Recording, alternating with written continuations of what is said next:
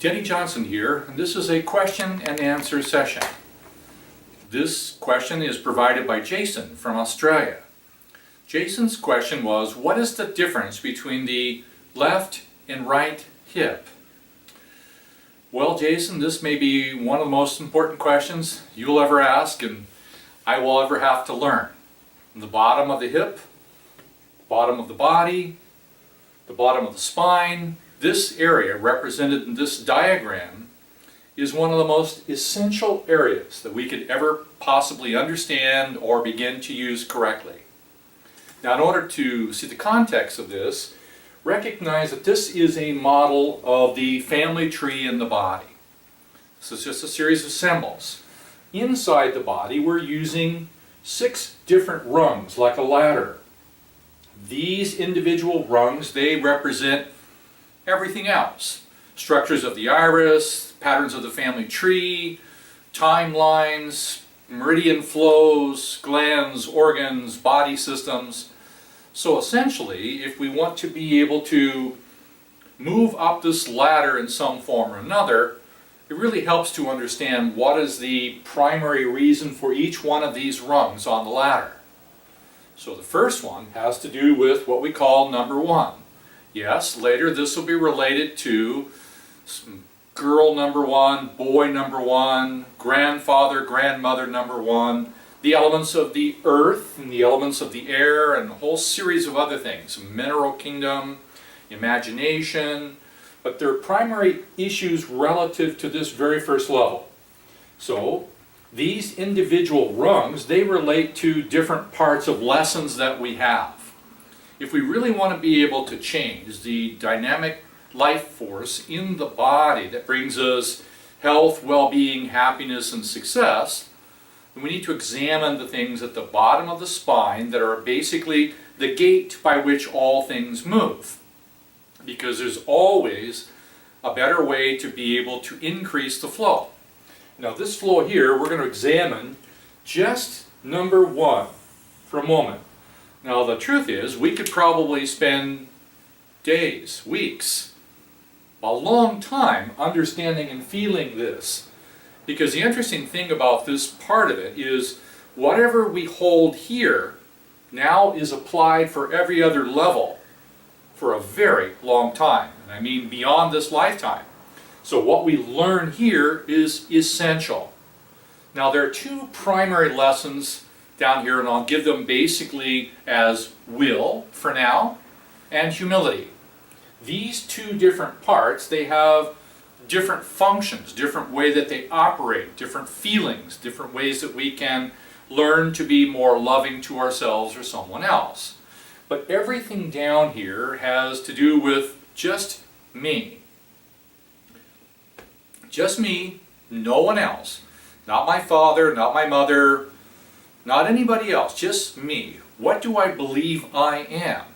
You see, a lot of what composes this down here is my belief systems. These belief systems are now capable of suppressing me or helping me to flow in some way. So the 2 principles down here have to do with this other diagram. This diagram has to do with the red circle symbolically being a container or a constrictive force. This constrictive force, this grounding force, happens to be what we call the number 1 girl, or the embodiment. It has many things relative to my own intentions, what I want.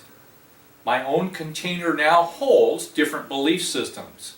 In order for this to change or grow, this blue symbol on the inside has to do with my capacity to change or feel or grow. So there's the dilating principle. That dilating principle, by the way, happens to be my own degree of humility, which is my capacity to open and grow and feel. Feel more and feel more and feel more.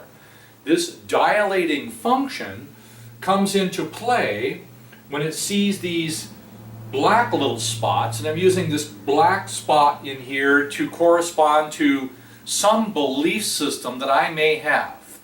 For example, I might have a belief system that there is no spirit body, there is no heaven, there is no hell, there's just me. Well, that's a belief system. Whether it's true or not, I have it inside me. As I have a desire to grow and change, my expansive qualities of my humility come into conflict with this belief system, and now my interior mechanism causes me pain or frustration in that part of my body, until I am willing to experience and to feel that belief system, and whether it's true or not. Because the only belief systems that we're genuinely permitted to keep forever is those belief systems that are true. If there's a belief system inside me that's stopping my spiritual or emotional evolution, stopping my capacity to feel, my desire to change and grow presses up against it, and then this green arrow from the outside is automatically something happens. A person, a situation, a feeling I have, a body part now begins to cause me pain, and that pain is caused by the conflict between my desire to grow and the container that holds the false belief systems. So somehow I need to be able to begin to recognize what this is all about and how to change it. If I want to make a bigger container, I need to be able to open and dilate this capacity to be able to feel. The primary instrument to do that is humility. We could spend a very long time just discussing feeling and practicing humility. Humility is the central, most important lesson any soul needs to learn. Humility. Humility is the dilating principle of being willing to feel all the feelings inside of me, whether they're loving or not, to be able to feel all of them that are not loving, to be able to release them, and to replace them with divine love or higher truth. So that capacity to be able to dilate and grow is a childlike quality where I'm willing to feel and learn. Then I need to accept the responsibility, which is an essential part of my will. On the other side, I have to do one of the hardest things ever. I have to accept the responsibility for my own existence. Now sometimes this causes people to have to deal with belief systems that may or may not be true. So for example, do I believe I'm a soul or not? Am I just a spiritual body? Well, if I'm a soul, then I must be part of some religion somewhere. Well, I don't like religions. God's angry. God is Krishna. God is Buddha. God is Jesus. God is... How many belief systems can we have inside of us? Well, you have the belief system that you know of, or you believe you feel, but also you have the belief systems given to you at conception from your ancestors. So inside you are lots of other belief systems that you're not in touch with. So then you have to deal with, what am I? Am I really an immortal soul?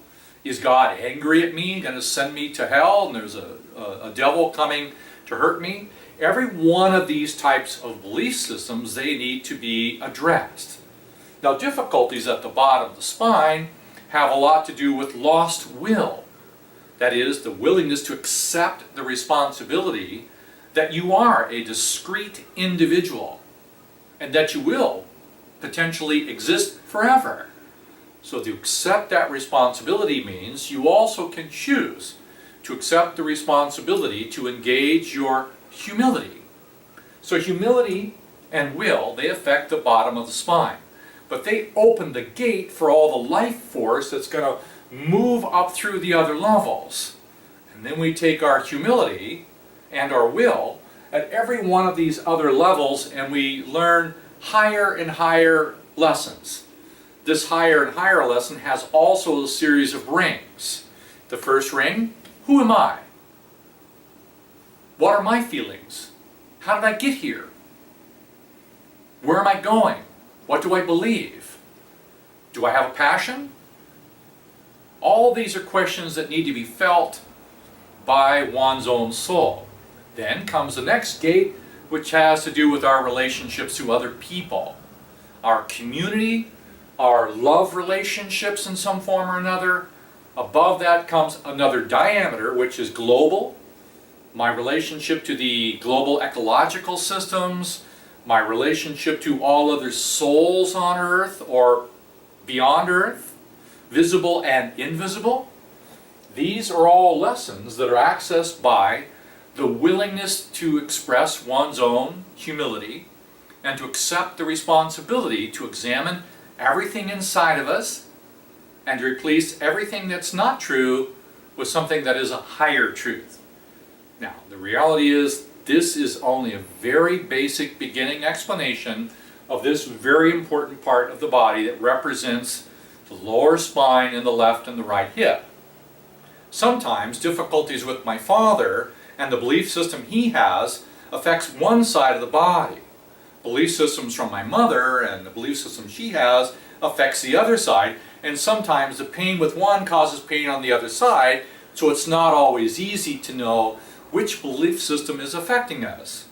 But I might have this desire to grow spiritually, but I'm holding a belief system at the bottom of my spine which is incongruent with higher reality, and thus my spine takes on pain on the left or the right.